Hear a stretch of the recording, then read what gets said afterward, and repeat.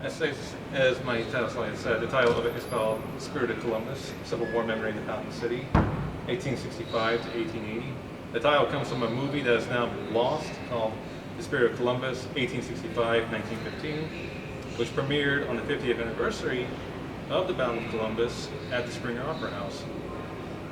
And as I've explained, the key concepts of early Civil War memory was the experiences of men and women in the war influenced their interpretations of post-war memory, and the early memorialization developed as passive political events disguised as apolitical memorial activities were hosted by women. Now we'll get on to a little later on that, but the theme was the success stemmed from that women were not considered part of the political process because of their gender. And so their actions were not seen as being politically motivated. If it was Confederate veterans who had hosted and planned it, they would have been considered political and treasonous. But as for women, they were able to get away with it. There's an excellent quote you will read a little later from one such Memorial Day. And the Columbus speakers, they focused on trying to reinterpret the meaning of their service for both men and women in response to these new social and political changes. The attempt was they singled out both veterans, both living and dead, and their actions during the war to establish a standard of what was meant to be a Southern man or a Southern woman. And that's for from there, that leads on to the monument, the Confederate Monument, which was, as I've briefly summarized, the monument was a time when women again assumed a larger place in Columbus to raise funds to build a monument over the span of at least 10 years, and during which they faced criticism from Columbus editors on the charge that they were taking their time and that they were not as enthusiastic or supportive of the memory of the Confederate dead. But when the construction began in 1879, they were showered with praise as they had been before and during Memorial Day ceremonies. Now, to begin the actual presentation, we'll be discussing the Civil War in Columbus itself. As many of you have regularly discussed, Columbus was a major industrial center during the Civil War, the second largest after Richmond. During the war, Columbus sent over 18 military companies into Confederate service, totaling over 1,200 men out of a population of 10,000, half of which were white, and of those white, only about 3,000 were men. Many prominent citizens of Columbus served as officers in the Confederate Army. And in the next slides, you'll be seeing portraits of several of these men who have been listed. First one to discuss is James Ramsey. James Ramsey was a prominent lawyer in Columbus, and he represented Muskogee County with Henry Benning and Adolphus Rutherford at Georgia's secession convention in 1861. After the war began, he joined the Army as a colonel in the 1st Georgia Infantry Regiment. He served from the beginning of the war until Lee surrendered in Appomattox. Raphael Moses was a prominent slave owner, and during the war he was commissary officer for the state of Georgia before transferring to the Army of Northern Virginia, where he continued as a commissary officer under General James Longstreet. Peyton Colquitt is best known for fighting the second battle of the Civil War, the Battle of Seals Point in Virginia, as an officer in the Columbus Light Guards. One of the ships he fired on was the USS Cumberland, which, as you've heard previously, Cumberland was one of the ships sunk by the CSS Virginia at the Battle of Hampton Roads. He was killed at the Battle of Chickamauga in 1863 as a colonel in the 46th Georgia Infantry. If you go to Chickamauga today, there is actually a monument to Colonel Colquitt on the battleground. Paul Sims was a prominent banker and slave owner and cousin of the Confederate Admiral Raphael Sims. He was a general in the Army of Northern Virginia. He commanded Georgia troops at the 7 Days Campaign, the Battle of Antietam, Fredericksburg, Chancellorsville, and Gettysburg. He died in July of 1863 from wounds he sustained on the second day of Gettysburg. This next name is very familiar if you've probably been to it before. Henry Benning was also a prominent lawyer and white supremacist. He served as a general in the Army of Northern Virginia alongside Paul Semmes. And after the war, he continued his career as a lawyer, but has not maintained a prominent presence in Confederate Memorial Day parades. The last one is Martin Jenkins Crawford. He was a congressman and lawyer before the war. He organized the 3rd Regiment of the Georgia Cavalry and fought in the Army of Northern Virginia alongside these men. Now, to get into the slide, to the pictures, these are portraits of a number of these men who were in the officer corps. Some of these names will come again in Confederate memory, as I mentioned, as standards of Southern men in military service, or were in themselves speakers at Confederate Memorial Day ceremonies. Next, as you can see, is just Colonel Crawford, Generals Semmes and Benning. Now we can turn to women of Columbus. Now, women, both poor and upper class women, served in the Confederate war effort. The quartermaster of Columbus, Major Frank Dillard, established a sewing center for women that employed over 2,000 women. These women were paid at most $1 for every uniform they completed, but at the time of the war ended, women at the center made $3.50 for each uniform they completed. But the elite women of Columbus had the issue of contributing to the war effort, but still maintaining their status in Southern society. So on May 21st, 1861, they met at Temperance Hall Theater and established the Ladies Soldiers Friends Society. This organization was dedicated to supporting the Confederate war effort through fundraising events and clothing drives. They also knitted clothes themselves that would be sent to the troops on the front lines. Their leadership comprised many prominent Columbus women, such as leadership consisted of Rebecca Chapel as the first president of the organization. Evelyn Carter was vice president, but later became president after Miss Chapel stepped down. Mary Jane Urquhart was their secretary, Martha Patton, treasurer. These women all came from very prominent families or were married to men of prominent positions. And those experiences allowed them to lead the organization and maintain its day-to-day functions. Now, the functions that they carried out included concerts and clothing events. The popular form was called a Tableau Vivant, which was, in essence, a play involving live actors that you would walk among them. It was very popular. They received a lot of praise for these performances. One event, they made over $1,800 in one day and received great praise from Columbus newspapers.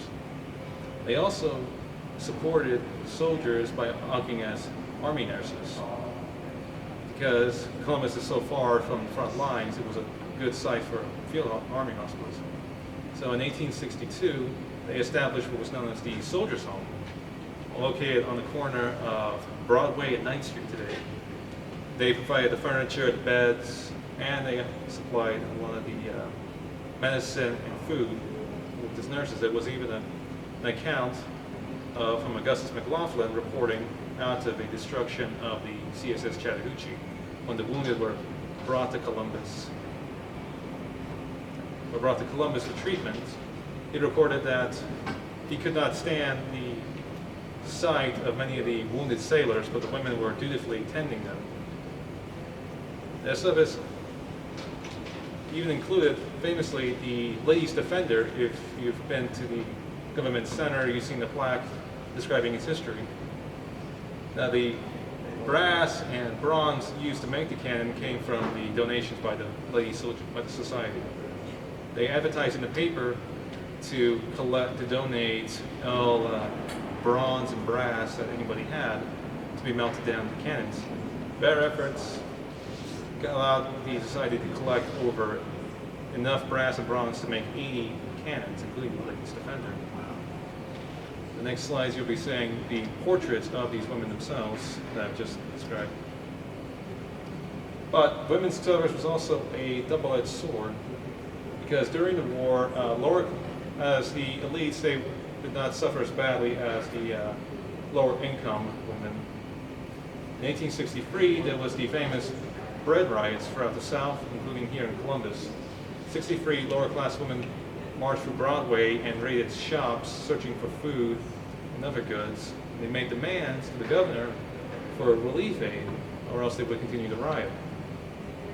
Now, women were known prominently for their service, but they were also used as a rationale for men to serve, because it is difficult to convince a farm boy or day laborer to go fight for a planter who sits back in his estate with his slaves and oversees his cotton fields, to convince him to fight and sacrifice his life in the name of the South. So women became that beacon for which to rally the lower class men to fight for the Confederate cause, that they attributed Southern honor to defending the virtues of your mother, your sister, your wife.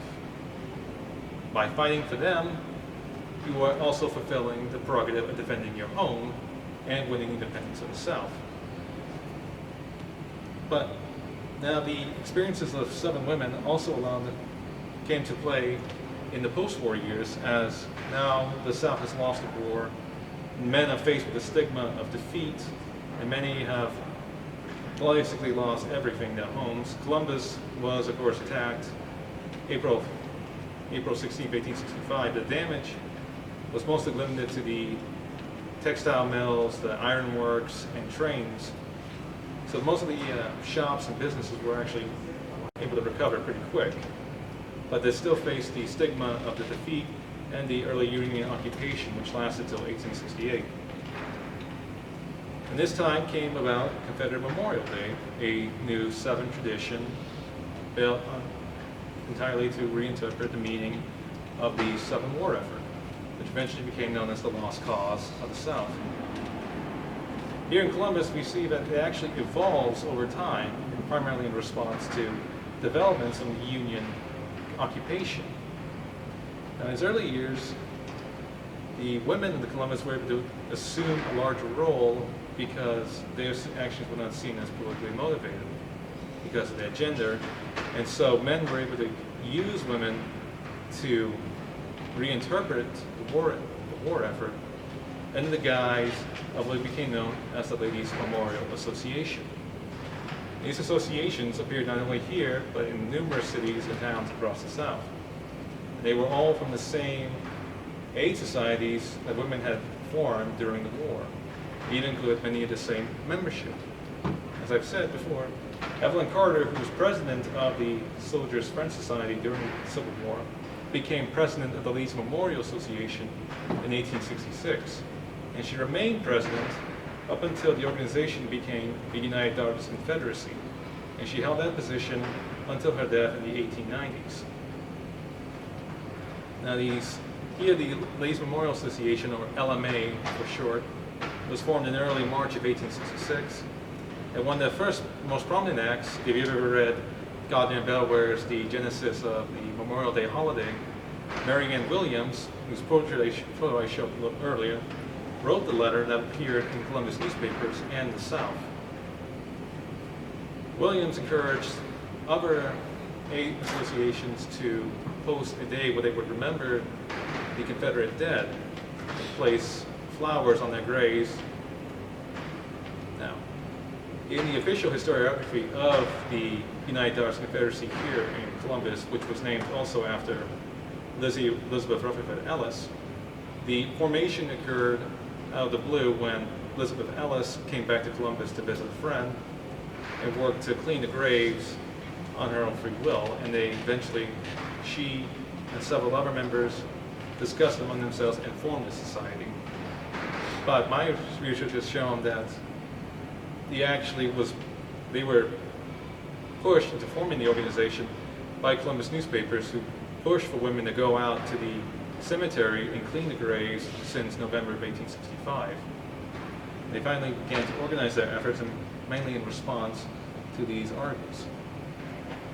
This portrait, which is also featured on the cover of Dr. Gardner and Bellware's book, is the first Memorial Day at Lynwood Cemetery. The ceremony began in the downtown Columbus at a church where James Ramsey made the first speech. After the speech, the people of Columbus formed a procession that marched from downtown to Lynwood, where they cleaned the graves of the soldiers and placed fresh flowers. The date they chose was significant for both practical and symbolic reasons. The day chosen was April 26th. That was the day General Joseph Johnston surrendered the Army of Tennessee to William T. Sherman in its place. So that was officially, for many Southerners, the official end of the war. For practical reasons, by April 26th, most flowers are in bloom and thus ready to be picked and placed on the graves. Now, as I've said, Memorial Day evolves over time in response to various events involving Union occupation and Reconstruction. For here in Columbus, this is born from the first Memorial Day in 1866. Just 2 months earlier, Cooper Lindsey, a Confederate veteran and former planter, shot a black soldier, part of a black military regiment that was sent for occupation duty in Columbus. Now, his arrest led to riots and protests among white Columbus residents with the military commanders. Now, for 3 weeks, the black regiment remained in the city until they pulled out, which ended, as lost cause historians called it, they called it the period of Negro dominance. 2 months later comes the formation of the first Confederate Memorial Day. In 1867, the year carried on as similar tradition, but this time they moved it from the church to Temperance Hall. And this year, the Congress had passed the Reconstruction Acts, and Georgia was placed under military occupation, the governorship, until they passed a new constitution that ratified the 14th and 15th Amendments. So for them that year, they were facing the worries of losing the old South, this idea of the new South being one with coexistence, cooperation with free blacks who would now be politically active in the new government. In 1868 is much more interesting, as this is the year of the murder of George Ashburn. Ashburn was a prominent Columbus resident. He was a North Carolinian who had moved to Columbus in 1856. But during the war, he fought he was a unionist and formed a company of 7 unionists that fought during the war. After the war, he came back to Columbus and became very active in the Republican Party and with the Freedmen's Bureau he was a supporter of, mostly to gain political support from new black voters. He was particularly active in the Georgia Constitutional Convention. Leading up to his death in 1868, Ashburn was pushing for the new constitution that would have also extended voting rights to black citizens, from which there was many who feared he would use the support of black voters to get a seat in the state government, and from there, the federal government. And March 13th, Nathan Bedford Forrest, the first Grand Wizard of the Ku Klux Klan, came to Columbus, and shortly after, the Columbus chapter of the Ku Klux Klan was established. 2 weeks later, on March 30th, Ashburn was at a meeting of Republicans, Columbus Republicans, and freedmen, the Freedmen's Bureau at Temperance Hall. And he was assassinated that same night by 5 members of the Ku Klux Klan at the home of local Freedmen's Bureau leader Henry McNeil Turner. And from there, General George Meade put the state under martial law,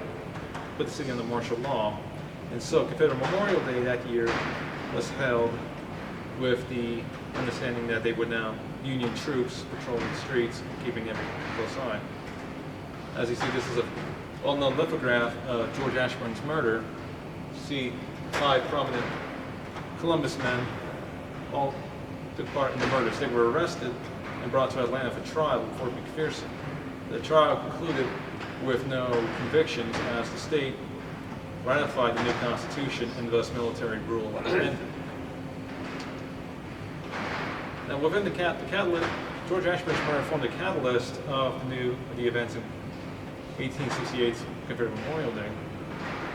That year, the Ladies Memorial Association had the body of Paul Semmes disinterred from his grave in Martinsburg, Virginia, and brought back to Columbus for reburial.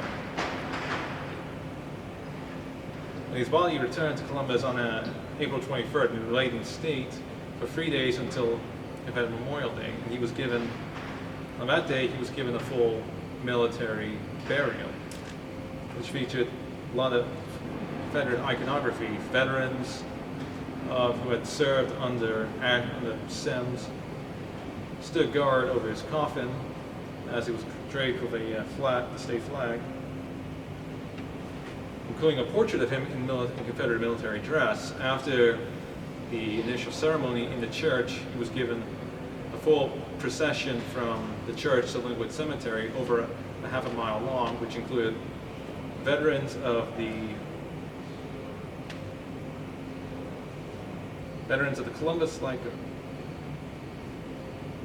Columbus Guards and City Light Guards, the units he commanded during the Civil War, in full Confederate Army uniform dress without any Confederate iconography, no flags or any CSA belt buckles, such as that. And in the procession included the Ladies Memorial Association, General Benning and his staff, Colonel Crawford, Colonel Thompson, Major Frank Wilkins, who was mayor of Columbus during the Civil War and a Confederate veteran. The entire procession lasted over stretch for half a mile, concluding at the cemetery where Raphael Moses gave a speech that eulogized Semmes as a pinnacle of Southern duty and honor. All this occurred during the Union, while the state was under martial law, but as the fact that women were the ones who spearheaded it, their actions were not seen as politically motivated. And so this leads to a quote from a Union officer in Macon, that the women of the LMA were worse than hyenas, that they dared to parade the body of a Confederate general through the streets of Columbus and give him a military funeral, and if we dared not molest them, because as they were not seen as being political. They could get away with such actions, and so they were able to pull off these new interpretations of Civil War memory. But from there on, the Confederate Memorial Day continued in the same manner until the 1870s. By the 1870, Reconstruction was nearing its end in Georgia, and in 1871, the Redeemer Democrats won the majority in the state government, and thus came to an end to Reconstruction and the ban on Confederate iconography that had been imposed during Reconstruction. And so from there, Memorial Day becomes much livelier with displays of Confederate pride and celebration of its memory. It is from this that leads to discussion of Confederate Memorial Day speeches by veterans. This is a great quote from the speech read by James Jeremiah Slade at the 1873 Memorial Day. "A glorious past alone is our undisputed legacy. More unsullied banner never floated over braver, truer patriots than lie here in these narrow beds. All their country has left to give them of her once rich sovereign domain, with the privilege to lie free among the slain." His speech summarizes what the meaning of their speeches and Confederate Memorial Day was, is a reinterpretation of the Southern War effort and the meaning of their sacrifices of both Confederate soldiers and the women who supported them on the home front. This builds again on the theme of Edward Pollard, the first Civil War historian and the one who coined the term the Lost Cause.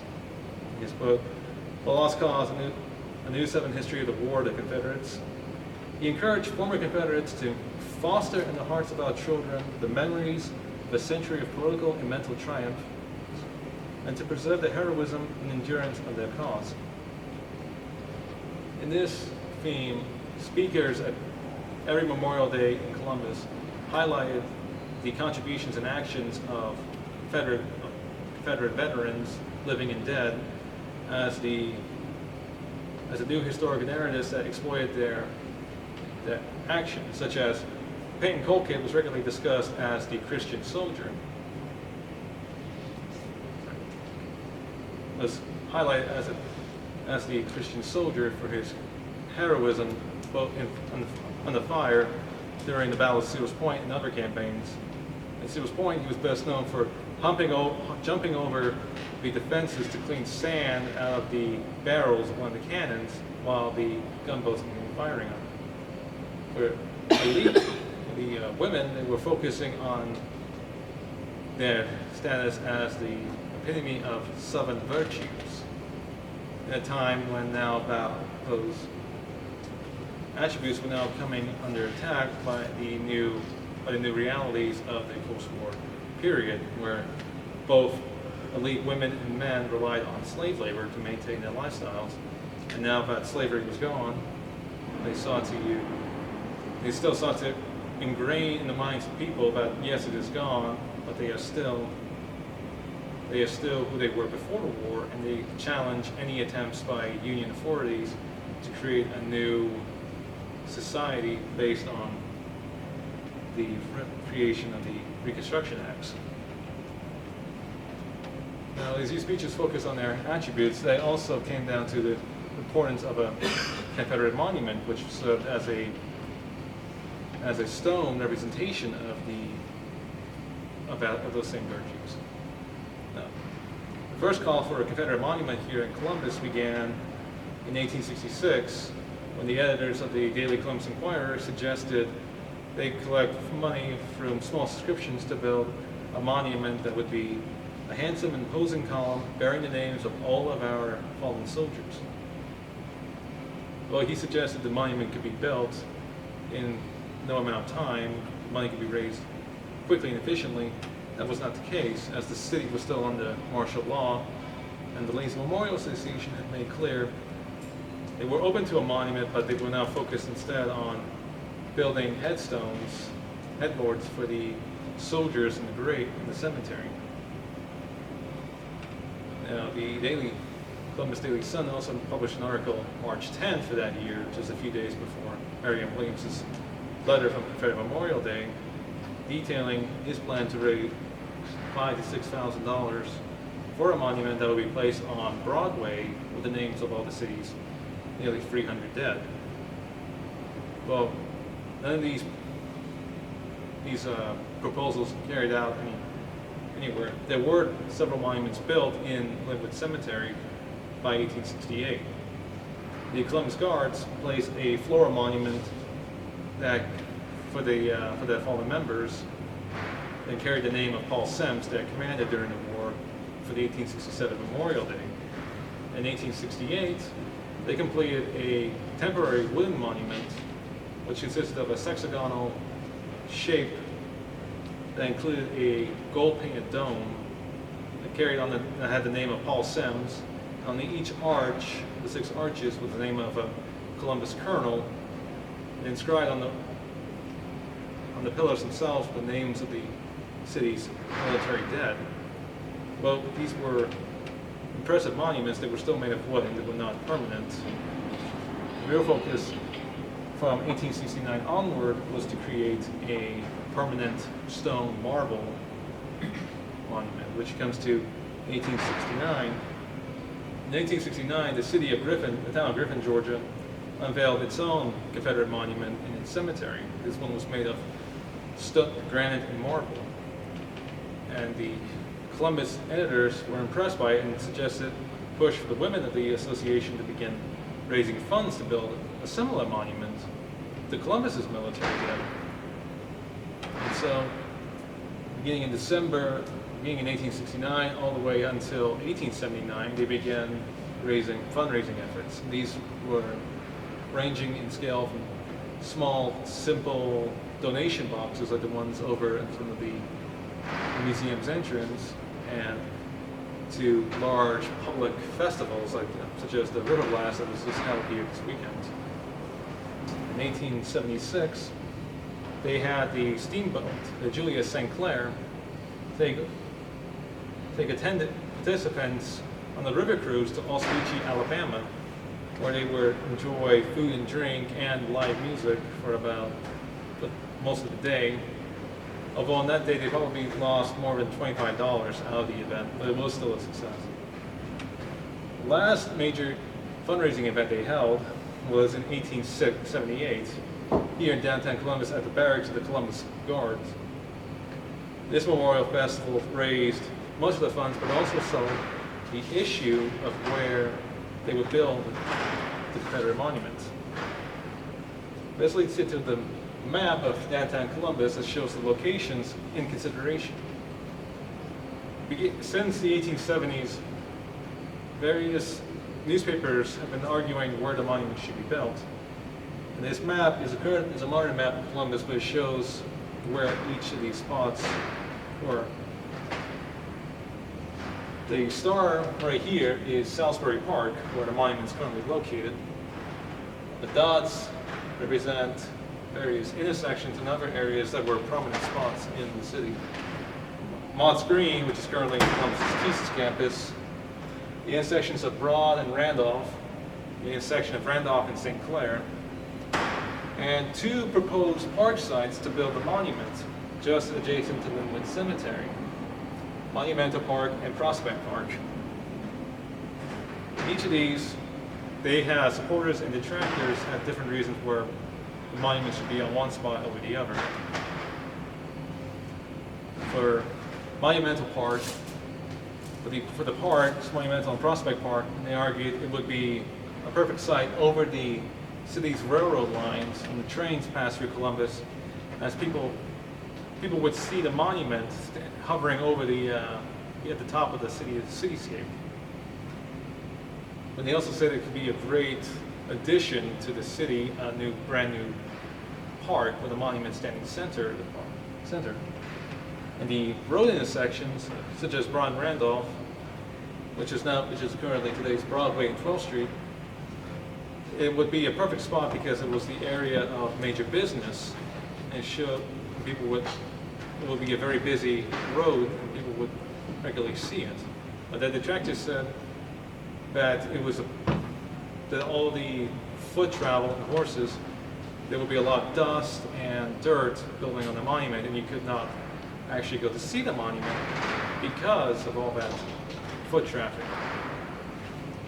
And the similar detractors to the parks all said that you need the city approval to get the fencing made to enclose the areas, and that the city government would not accept it.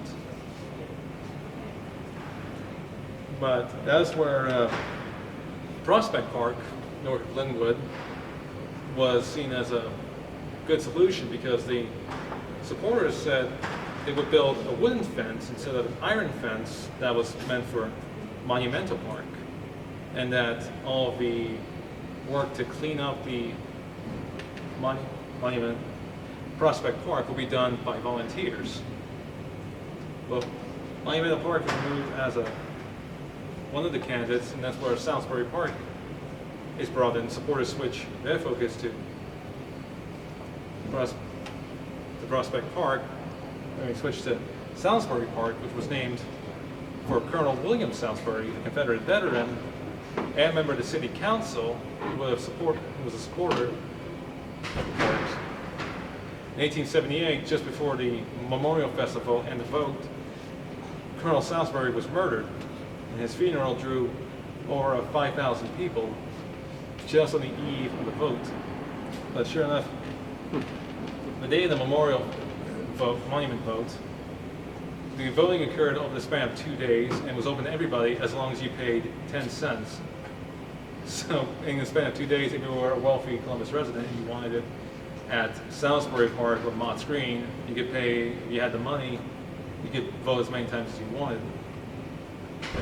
Which leads to the conclusion, after the vote, Salisbury Park won the vote, and this was the announcement made by G. Gunby Jordan, a prominent Columbus businessman, who announced May 23rd, 1878, the monument the monument vote.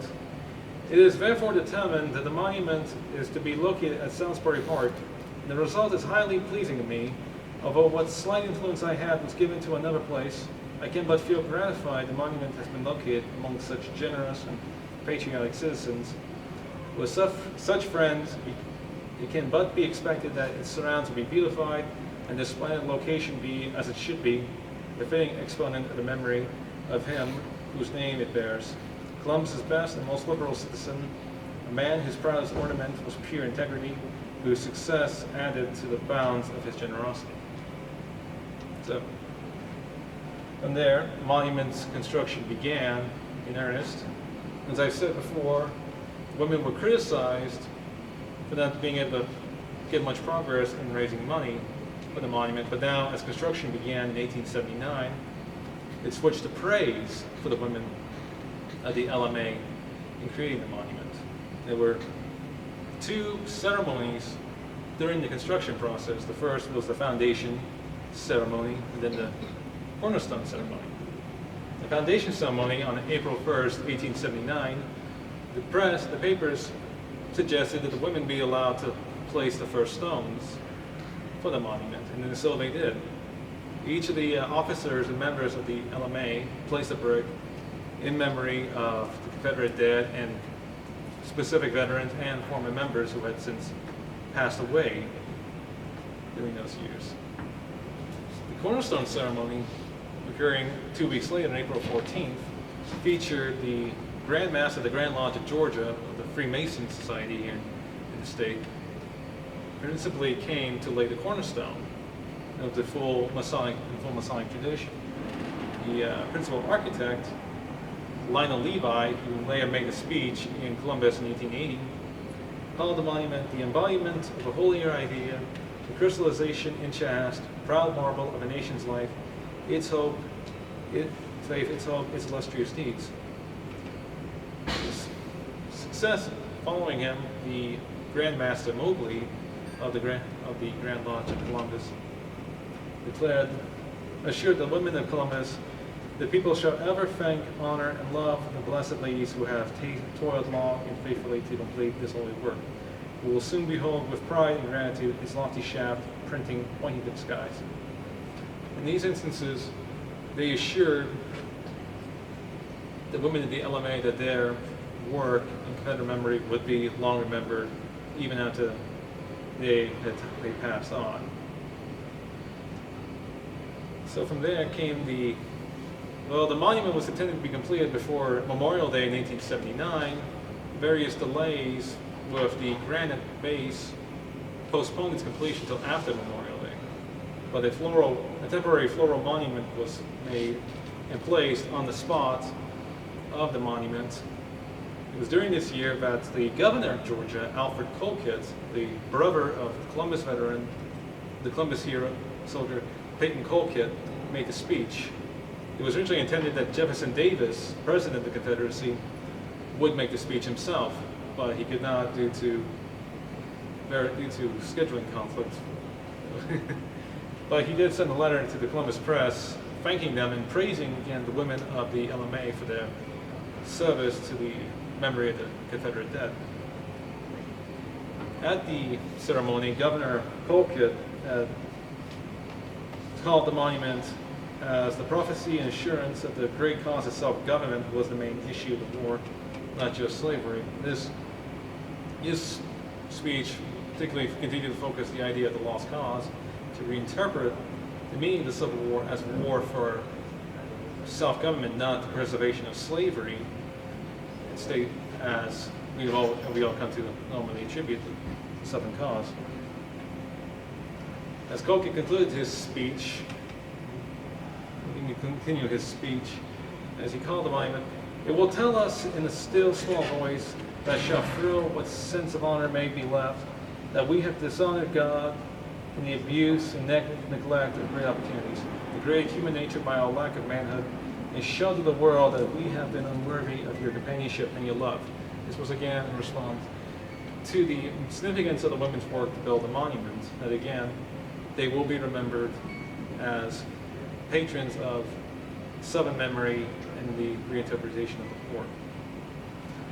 The monument was quietly put up in June of 1879, but final work did not finish until 1881 at the cost of $5,000, which translates today to $126,150 raised over the period of 10 years.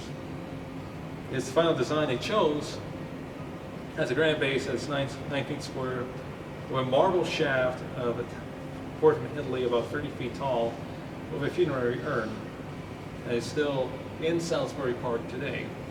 And that will conclude my presentation. I'll now take on any questions you all have.